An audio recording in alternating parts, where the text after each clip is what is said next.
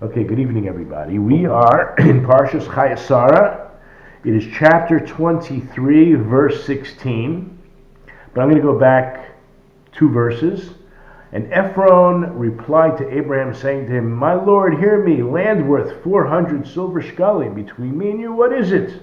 And bury your dead." Abraham listened to Ephron, and Abraham weighed out to Ephron the money that he had mentioned in the hearing of the children of Chet, 400 silver shekalim in negotiable currency. V'yishma Abraham el Ephron. Look at the way Ephron is written with a vav. V'yishkol Abraham le-Ephron. And Abraham weighed out, he counted out the money to Ephron, and it's missing a vav. Okay? V'yishkol Abraham le-Ephron es ha-kesef asher diber ba'azne b'nei Chet arba ma'os shekel. 400 shekel, kesef, money, oiver l'socher. Okay? In negotiable currency. So the Kli Yakar begins with these words, V'yishkol Abraham le-Ephron, and immediately mentions the chaser vav, that vav is missing. We already know that Ephron has a vav, so here, the second time that it's mentioned in the same verse, that vav is missing, and he wants to discuss a very deep concept about this vav, and we're going to start by, he mentions this was already mentioned in the Balatorium, of course, because that's what the Balatorium does. Lefi Chaya ra'ayin. The reason why there's a vav missing, is it going to make sense to you? Because the man was stingy, because he had an evil eye, because he had bad character. In other words, it's really hard to translate ra'ayin other than the ways I just did. Bad character, stinginess, an evil eye, as is mentioned in the Midrash. Now we take the word Ephron, which is chaser vav, and it actually comes out in the gematria to ra'ayin, ola limispar ra'ayin. And what is ra'ayin? I don't give it away, but count the number. For Ephron or ra'ayin, it's the same as what? 400. Okay, so that's already like one level. He didn't mention it yet. He is about to mention it. V'tamo shel davar, and the reason that the missing vav of Ephron, then it comes out to al ayin pei reish nun, comes out to 400, the same number as ayin ra'ayin.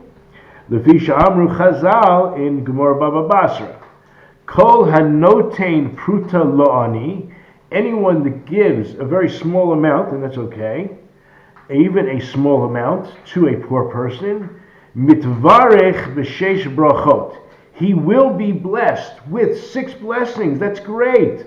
So don't forget to give even the smallest amount of charity or tzedakah to the needy.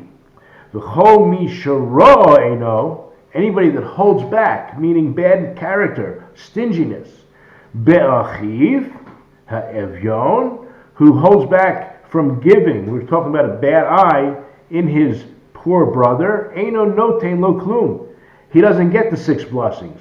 He doesn't get anything. Eino mitbarech b'sheish brachos elu. He's not going to get blessed with these 6 blessings. Al kain chaser vav de Ephron. Right? Vav is the 6th letter of the alphabet. It has a gematria, the value of 6.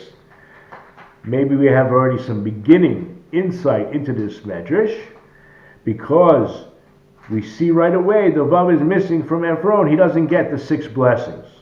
He is stingy, his bad character. On account of his character, on account of his stinginess, those 6 blessings were withheld from him. So Chazal say in Gemara Sota, Ein notnin kos shel bracha ki'im l'tovayin.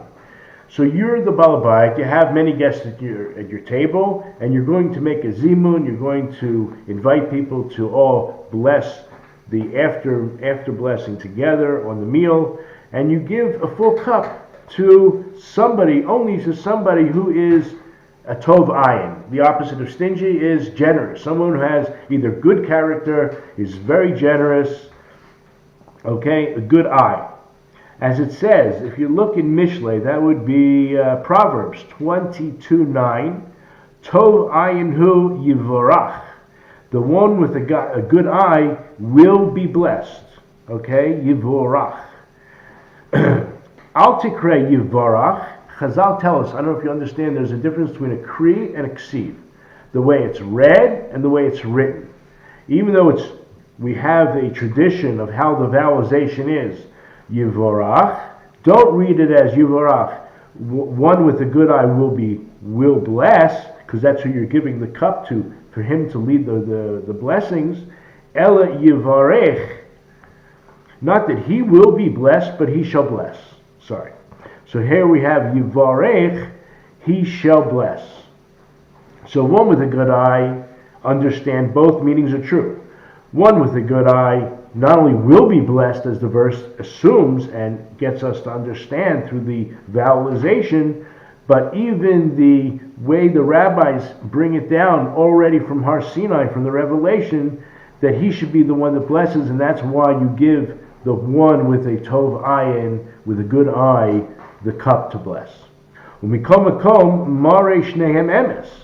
Now, even though both of them appeared, they're both true. In other words, even though you have a kri and a ksiv, you have the way it's written and the way it's read, and you may think, because the rabbis come and say, don't read it this way, only read it that way, therefore the way it's read is true, and the way God wrote it is not true. No, of course they're both true. That's the whole point. Meaning to say, Ratzolamar, Hekri v'haktiv, both. You can understand it and should understand it on both levels, the way it's read and the way it's written. Ki mishu tov ayin mivarech la'acherim ba'ayin yafeh. Because someone who has this character trait of a good eye, he blesses others with his good eye. Ba'ayin yafeh, in a generous fashion. Al ken yuvarech gamhu b'sheish brachos. Therefore he will also be blessed with these 6 blessings. Gaharat vav shall yivorach, just the way we would, if you added that vav in, because that's the pronunciation, as it would be the way you read it, as if there's actually a vav there, even though it's not, because you add the vav in, he receives the 6 blessings as well. Kihu ktiv maleh, and you read it as a full word with the vav. Now, v'teida'od, you should know furthermore that a ra ayin, right? We spoke about the word Ephron without the vav comes out to 400. It comes out to the same gematria as evil eye. Oila the mispa arba meos. So here's the first time he mentions it equals the gematria, the value of 400. Al kain matzinu bi arba makomos mispa arba meos etzel bal ayin ra. That we find throughout Tanakh 4 times, 4 places, where ayin ra, we find 4 places where 400 is used. We already know that that's the same gematria as ayin ra, but it happens to be 4 times 400 is used by people that are ascribed and characterized as a ayin ra, with a bad eye. So here are the 4 places. Echad, here in our place, be'efron. Chaya ra'ayin. Ephron had this bad character trait. Al kain lochach arba meo shekel kesef. That's why in our verse that we just read, he took 400 pieces of silver. Sheni, where's the second place this idea is mentioned? Etzel achei Yosef, where the brothers sold Yosef. Right? The brothers were not very nice to Yosef. Shahaya einam ra ba'achihem Yosef atzadik. That the brothers had this negative trait, this stinginess, this evil eye, so to speak, in their brother Yosef Hatzadik, who was righteous. They grew very jealous and envious because of the fact that he had this coat of many colors. And it was on account of this, we'll call it this jealousy, it became somewhat of a hatred, that this was what caused, almost on a certain level, the domino effect of why it was that the Jewish people, the Hebrews, needed to go down to Egypt. And how long were we in Egypt? Well, we weren't exactly in there for 400 years, but there was a promise we would be, and it's counted from Isaac's birth, which does come out to 400 years, Vayu arba meo shana begerut ve'inoi ve'avdus. In the promise of the covenant of the parts, Hashem promised Abraham that his progeny would be strangers and oppressed and enslaved for 400 years. And where's the third place this idea is mentioned? Etzel Esav, by Esav. Sharo Eno B'achiv Yaakov. He had this evil eye in his brother Jacob. V'nit kanebo, he had this extreme jealousy. Al habrachot asher bercho aviv. Remember, his mother Rivka convinced him to take the brachot, and he took the brachos instead of Esau from his father Isaac, and this caused Esau to become even more angry and jealous.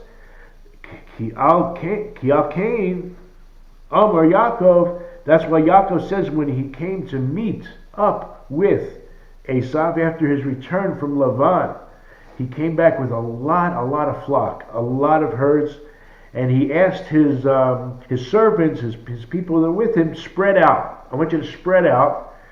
It's in Genesis 32:16.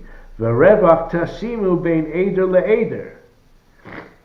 He wanted to put a lot of space between. Why? Kedei lamalos einav shel oto rasha. That when Esau saw, wow, what a big, rich, you were away for a while, you made it, right? You made it to Trump Tower, right? Al came bo Esav. What did Esav come? He came with what? Anybody remember? Arba meos ish imo. It's in 33 verse 1 in Genesis. Esav was coming, and with him 400 men. And what about the fourth time that this idea is mentioned? That's by Navel HaKarmali, Haya Ish Kiloi V'Ra'ayin. This Navel, it was Abigail's wife. With Dovid HaMelech, when he was a very stingy person, and he had a very evil eye. Kenoda, as is well known, even his name symbolizes his bad character.